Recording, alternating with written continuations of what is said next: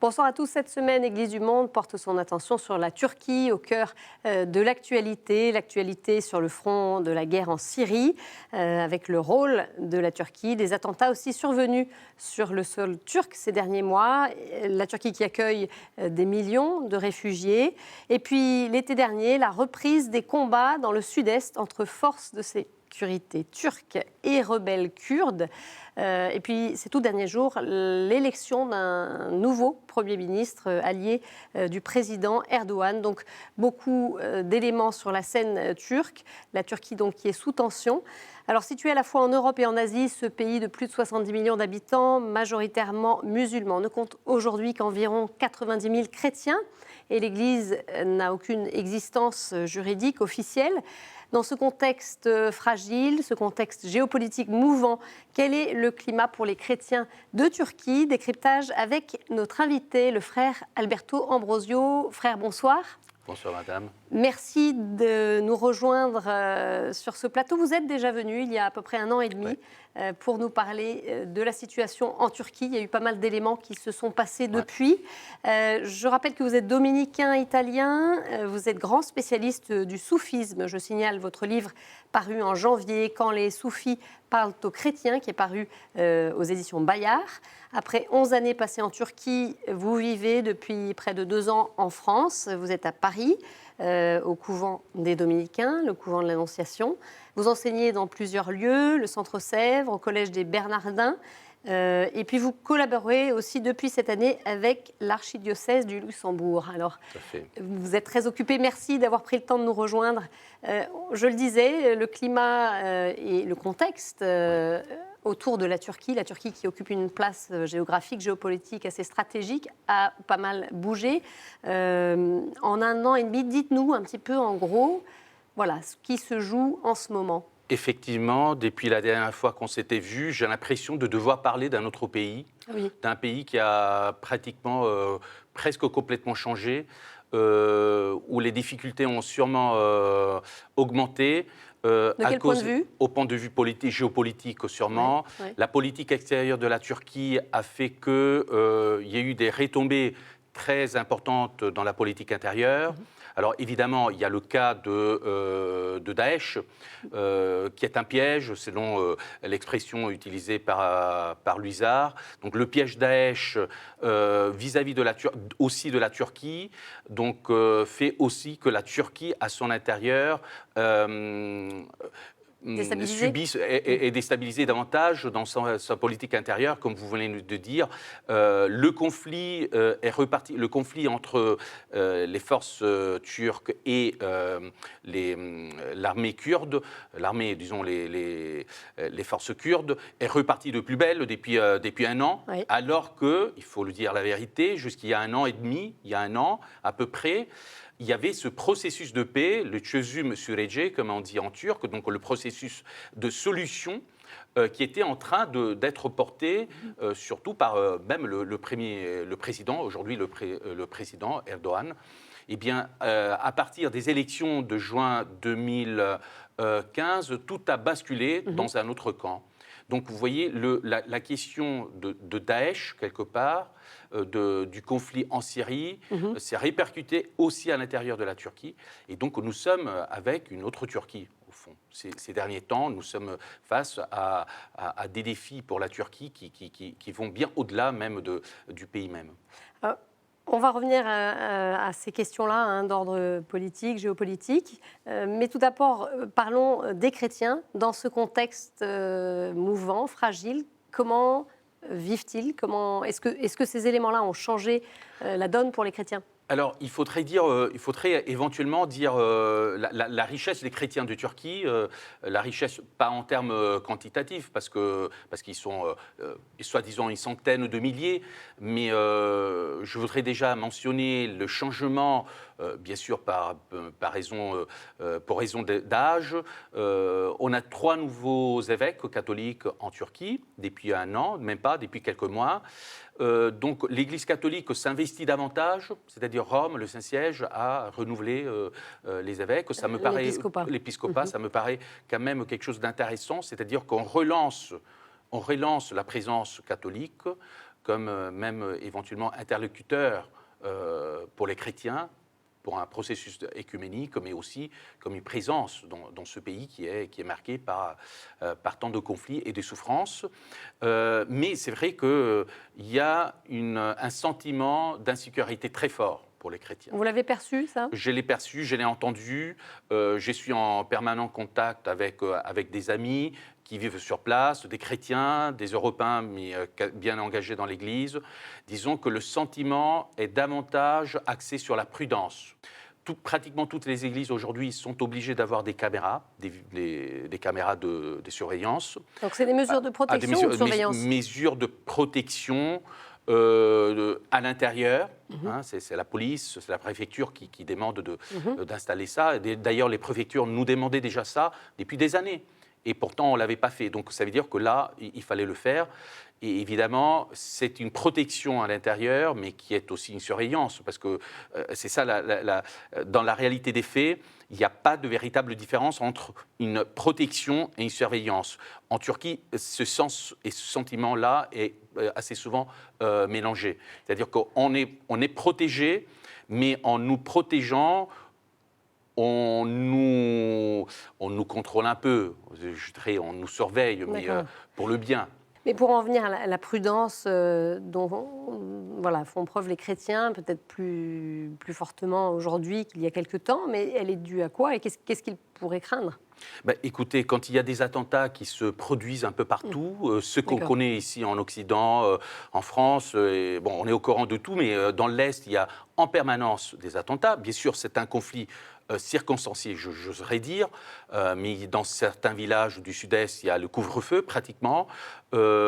Cet esprit d'insécurité parvient aussi dans les grandes villes, et les chrétiens se sentent davantage la cible, sans que, comme d'habitude, j'oserais dire, sans qu'il y ait éventuellement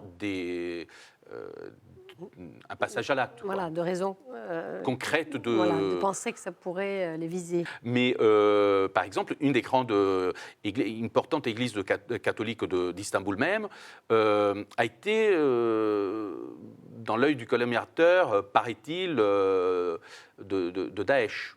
Vous voyez, donc c'est pas seulement un esprit d'insécurité. Il y a quand même des menaces réelles dans certains cas. D'accord. On en vient à une actualité qui va toucher les chrétiens prochainement, c'est la tenue, en principe, du 16 au 27 juin, du concile panorthodoxe en Crète.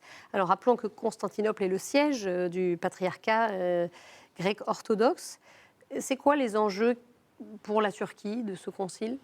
Déjà, le fait qu'il ait lieu à Crète, ça veut dire en dehors du siège historique du patriarcat de Constantinople. Donc, en soi, ça dit quelque chose? C'est-à-dire l'envie et le désir de travailler pour les communautés orthodoxes à l'abri et indépendants dans l'autonomie. Oui, dans le siège. Tout à fait. Alors que, évidemment, en ces moments, la Turquie, Istanbul, ce sont des lieux très, très, pas dangereux, mais très intenses au niveau géopolitique. Donc, et l'enjeu primaire et primordial de ce concile panorthodoxe, de ce synode panorthodoxe, c'est vraiment le dialogue entre églises sœurs, selon notre expression plutôt catholique, pour une entente et pour faire le point des chrétiens orthodoxes, surtout en Orient, pas seulement, mais l'Orient et le Moyen-Orient est le berceau de cette orthodoxie. Donc il faut vraiment parvenir à une entente et que les autorités ecclésiastiques s'entendent sur certains sujets, certains dossiers. Il y a une préparation assez détaillée. Donc il faut espérer que les églises orthodoxes parviennent à dialoguer. Alors, une question autour du séminaire orthodoxe de Halki, qui se trouve à proximité d'Istanbul. Il a été fermé par l'État turc en 1971. Et on en est où sur cette affaire? Beaucoup de déclarations en faveur de la rouverture du séminaire. Parce que c'était le seul, Oui, c'était le lieu de formation. c'était le seul lieu de formation en particulier pour les Grecs Pour orthodoxes. les Grecs orthodoxes, ça veut Parce dire que- qu'il faut qu'ils aillent maintenant à l'étranger alors. Comment ça se passe? Oui, ça se passe ailleurs, Ouais. mais c'est vrai aussi que les séminaristes orthodoxes passent aussi du temps, surtout au patriarcat. D'accord. Donc, depuis un certain temps, ils sont en train, vraiment, ils ont tout reconstitué, c'est-à-dire qu'ils sont prêts au niveau des programmes. Donc, ils pourraient faire démarrer les programmes du séminaire du jour au lendemain, du moment où ils auraient vraiment toutes les permissions. Mais là, ils attendent parce qu'on n'est pas arrivé encore à quelque chose de sûr au niveau juridique. Et la situation actuelle ne va pas non plus, comment dirais-je, faciliter cette tâche. Donc là aussi, c'est un point un peu mort. Mais évidemment, les Grecs orthodoxes sont très attentifs à ce que le dossier avance. Mais j'ai l'impression que ce n'est plus un des premiers points, une des priorités, oui. On en revient à l'actualité politique. Istanbul accueillait ces jours-ci le premier sommet humanitaire mondial, l'actualité donc société qui a concerné donc votre pays. Un sommet sous l'impulsion de l'ONU avec une soixantaine de chefs d'État, 135 pays, beaucoup d'ONG, des entreprises. Alors, la Turquie est aujourd'hui le premier pays d'accueil de réfugiés au monde. Avec 3 millions de réfugiés. 3 millions. Ça nous semble énorme. Fou. Est-ce que la Turquie peut faire face à cet afflux aujourd'hui? La Turquie essaie de faire face et je pense qu'elle fait face de manière tout à fait digne face effectivement à ces 3 millions de réfugiés. Les conditions ne sont pas toujours les plus faciles. Il y a des camps, mais ils sont aussi dispersés un peu dans toute la Turquie. Il y en a beaucoup aussi à Istanbul. Donc ils sont à la fois dans les camps, mais ils sont aussi dispersés. Alors il y a ceux qui vont jusqu'à dire que le fait d'avoir ces 3 millions de réfugiés, surtout dans l'est de la Turquie, permettrait à terme une sorte d'équilibrage avec la présence kurde du pays. Ça renverserait. Ça renverserait les données, disons, ethniques du sud-est, parce que face à la présence kurde, la présence arabe, parce qu'en grosso modo, ça ferait partir des Kurdes en gros. Ce serait un filtre important. Ça vous semble réaliste, ça? Disons que il y a sûrement une visée politique de l'accueil de 3 millions de réfugiés. On peut se poser, du moins au niveau politique, la question pourquoi. Bon, évidemment, il y a des raisons humanitaires, ça, on sait bien. Mais pourquoi les accueillir en Turquie 3 millions alors qu'il y a d'autres pays, quand même à côté, qui auraient pu faire cet effort. La Turquie, c'est vraiment digne de ce pays et ça lui rend beaucoup d'honneur que la Turquie et accueilli et continue à accueillir ces réfugiés, mais en même temps, je pense qu'il doit y avoir des raisons plutôt des visées politiques. Et parmi ces visées politiques, le fait que ça puisse rééquilibrer la région, ça me semble tout à fait cohérent. D'autre part, la région est un peu dépeuplée, à cause de ces conflits. Beaucoup de chrétiens en particulier, mais pas seulement, sont partis. Ouais. Donc cette région risque le dépeuplement, pas seulement, mais même les domaines. Il y a eu beaucoup d'incendies, beaucoup de domaines, beaucoup de terres ont été incendiées pour qu'elles soient au grand jour et qu'il n'y ait pas de maquis pour les terroristes. Il y avait d'ailleurs à ce propos des biens qui appartenaient aux chrétiens, des terres qui avaient été confisquées, et il est donc compliqué de les rendre aujourd'hui. Tout à fait, c'est-à-dire que la Turquie, le gouvernement turc a essayé de faire revenir les chrétiens dans cette région, en particulier Diyarbakır, Bardin, etc. Et un certain nombre, mais un dans petit le sud, c'est ça? Sud, sud-est, là où il y avait aussi les chrétiens, mais c'était la région aussi où la présence kurde était très importante. Donc déjà dans les années 90, ils sont partis à cause du conflit turco-kurde. Et dans les années 2000 en particulier, l'État turc a fait l'effort de les inviter à revenir, donc de reprendre possession de leur terrain. Et en fait, l'un ou l'autre l'a fait. Certaines familles l'ont fait, donc de revenir parfois même d'Europe. Mais aujourd'hui, nous sommes de nouveau dans la même situation. C'est-à-dire que c'est la situation de guerre, de conflit armé. Donc les familles chrétiennes ne peuvent pas revenir. Alors, concernant les réfugiés, il y a aussi une mobilisation du côté de l'Église. Comment se passe l'accueil ? Eh bien, on écoute Monseigneur Louis Pelâtre, vicaire apostolique d'Istanbul, qui va bientôt partir. Et il a été interrogé il y a quelques jours par Domitil Blanc. Pour les réfugiés, ici à Istanbul, tout près de chez moi, il y a des Salésiens qui font l'accueil des jeunes, qui font une espèce d'école non officielle. C'est juste à côté de l'évêché. Il y a des locaux qui sont aussi gérés par la Caritas. Ça fait déjà plusieurs années, on accueille les enfants qui sont en âge scolaire. Alors, un accord entre l'Union européenne et la Turquie a été signé le 18 mars à Bruxelles. Accord qui a été assez controversé, débattu. Il prévoit que les migrants irréguliers qui iraient de la Turquie vers les îles grecques seraient renvoyés vers la Turquie. Donc, ça a été l'objet de critiques diverses. Dites-nous un petit peu cet accord, est-ce qu'il vous semble tenable et quel a été un petit peu le contexte ? C'est-à-dire que le point le plus délicat, si vous voulez, le point qui a fait pratiquement chuter l'application de l'accord, parce que pour l'instant il est suspendu, parce que d'un côté l'accord c'était oui pour que l'Europe aide la Turquie à garder dans son sol les centaines de milliers, les millions de réfugiés, donc donner des moyens financiers importants pour que voilà, on puisse contenir, je dirais comme ça, contenir le flux migratoire de la Syrie, de l'Irak vers la Turquie, et pour pas qu'ils parviennent en Europe, mais en même temps, il y a deux conditions qui ont bloqué. D'un côté, la Turquie, forte de cet accueil, comme je disais tout à l'heure, demander à l'Europe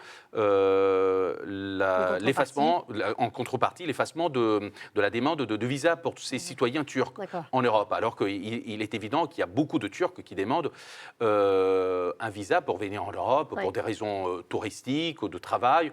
Et je sais bien, parce que tous mes amis turcs qui devaient venir en Europe, pour un voyage même de loisirs, je dois dire que c'est vraiment difficile d'obtenir. Ça a été facilité par plusieurs diplomaties, mais c'est toujours un processus assez long. Assez long, ça prend du temps, et les Turcs vivent mal ça. Donc du côté turc, la contrepartie demandée, c'était accès libre sans visa, qui pourrait être d'une certaine manière un premier pas vers une intégration plus importante dans l'Europe. Mais de l'autre côté, l'Europe demandait aussi un changement de perspective vis-à-vis du terrorisme, de la conception du terrorisme, de la définition du terrorisme. D'accord. Par la Constitution, oui, même à la limite allant dans la Constitution même, mais c'est la définition du terrorisme qui n'est fait pas la une de la pensée européenne et de la pensée turque. Et derrière cette question, il y a évidemment le conflit avec les forces kurdes. Parce que si du côté européen, les Kurdes ont changé donc de perspective, ne sont pas dans le camp des terroristes, vis-à-vis de la Turquie et des forces turques, de l'armée. Évidemment, le parti du PKK, donc des travailleurs kurdes, reste encore une mouvance terroriste. Alors qu'on sait bien que dans le conflit de Daesh, les Kurdes ont tué, les Kurdes surtout de Syrie, mais aussi en partie de Turquie, ont tué et ont encore un rôle à jouer. Vous voyez donc la complexité de cet accord qui bute sur cette définition de terrorisme. Et justement, cet accord largement débattu par les parlementaires européens. On écoute le point de vue de Philippe Lamberts, député européen, coprésident du groupe des Verts au Parlement. L'Union européenne est un des ensembles géopolitiques les plus riches de la planète. Or, qu'est-ce que l'Union européenne est en train de dire par ce deal EU-Turquie?